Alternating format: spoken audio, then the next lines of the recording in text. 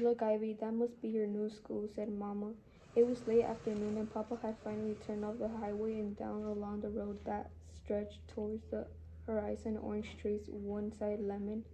On the other, Papa slowed the truck through the small town and idled in front of a one-story white stucco building with a sign that read Lincoln School. A cluster of palm trees adorned the front corners of the property.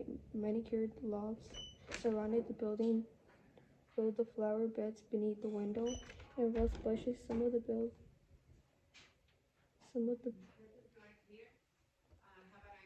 the blooming leaned the walkway to the front steps.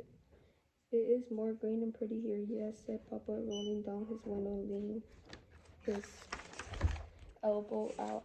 A citrusy smell perfumed the cab, not so brown and gray like the valley in winter, a land of sunshines and flowers even in December. Ivy couldn't argue about that. She read the sign taped across two classroom windows. Fifth and sixth grades join the Lincoln Orchestra. Starts in January. Orchestra, said Ivy. None of her other schools had one. Even the word, like the school, felt beautiful and well kept. She imagined that most of the students who joined had already been taking music lessons and owned an instrument. Still, an orchestra. As Papa drove on, Ivy craned her head and looked to the back of the playground. Blacktop area painted with four square grids, hopscotch, and a basketball hoop. Beyond was a grassy field with backstops for baseball and kickball. Are you sure this is my school? Papa reached forward and patted the large envelope on the dashboard.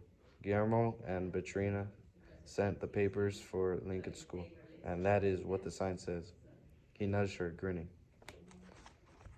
Ivy could not help but smile too. Papa drove a few miles and turned down a long, dirty drive through the middle of an orange grove there. He pointed ahead to an area cleared of trees where a wood plank house sat in the center. It had a front porch just wide enough for the two old rocking chairs waiting to be occupied. The barn doors of the garage did not quite meet in the middle, and the house and garage, but both needed a clear coat and paint, but they were bigger and more welcoming than their bungalow in Fresno. They climbed from the truck, stretched, and walked around the property. The backyard was fenced with old pickets that could not make up their minds about which way to lean. In swath of the sun on the side of the house, two large T-shaped poles faced each other with clotheslines strung between them. Iris plants, the leaves yellowed and brown, choked the flower beds. Papa took a handmade map of the envelope and studied it. Looking up, he pointed through the rows of orange trees in the center of the row. Through the grove, you can see the owner's house in the distance. Does he have any children? Asked Ivy. A boy little older than Fernanda, who is in the Marines, and two girls close to her age, but they are not here right now. Ivy felt her heart leap. At least there were girls her age. She hoped they could be friends. She knew they'd never be friends with anyone like she was with Araceli, but at least she would have someone. Will they be back soon, Papa? Are they on vacation? Will we go to school together? Papa glanced at Mama but didn't answer.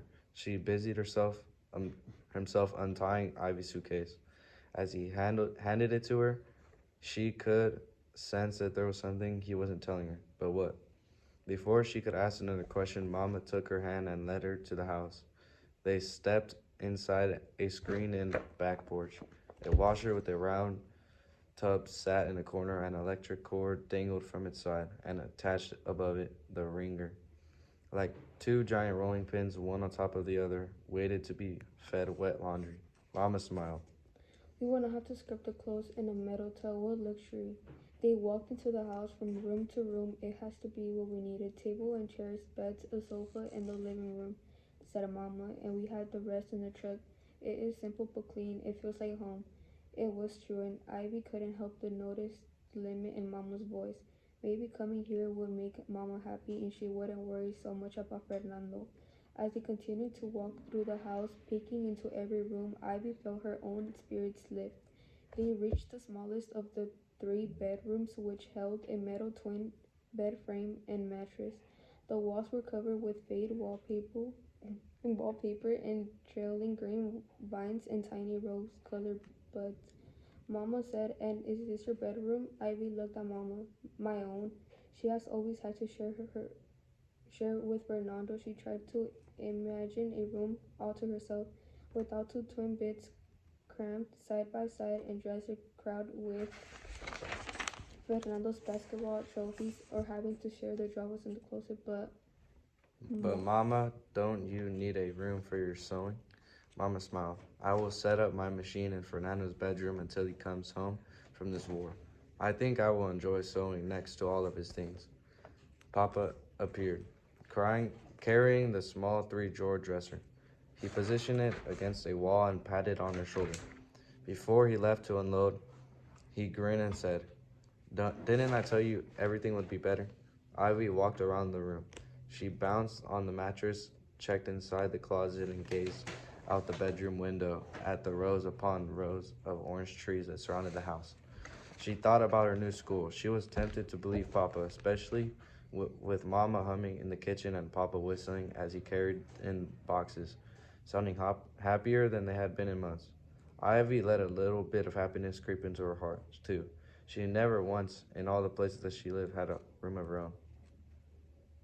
She pulled a harmonica from her pocket and played the tune to the lyrics, "Sailing, sailing over the bounding main." And in her mind, she traveled to her own little island surrounded by a green, waxy leaf ocean with golden round belief fish bobbing in the waves.